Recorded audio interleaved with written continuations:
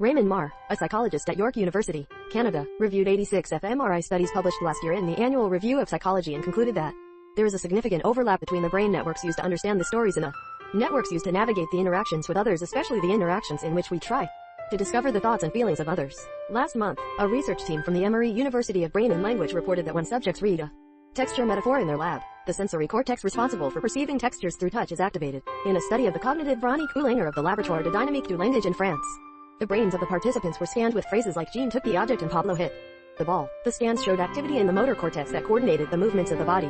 Scientists call the ability of the brain to create a map of others' intentions the theory of thought.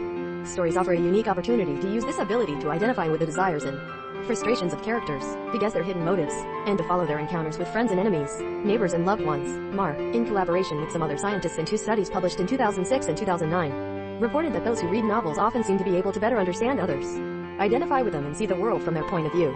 Also, the way in which the brain treats metaphors has been widely studied. Some scientists say that expressions such as a difficult day are so familiar that they are no longer just words and are no longer treated. Researchers have long known that areas of classic language, such as Roga and Wernick, are involved in the way the brain interprets written words.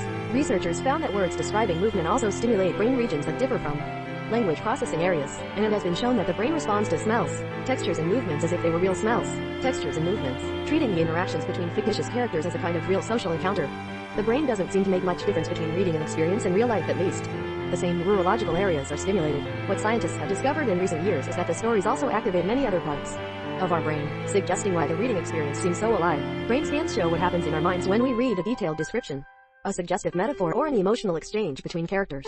The novel, in fact, goes beyond the simulation of reality to offer the reader an experience that is not possible. Off-pitch the ability to fully participate in the thoughts and feelings of others.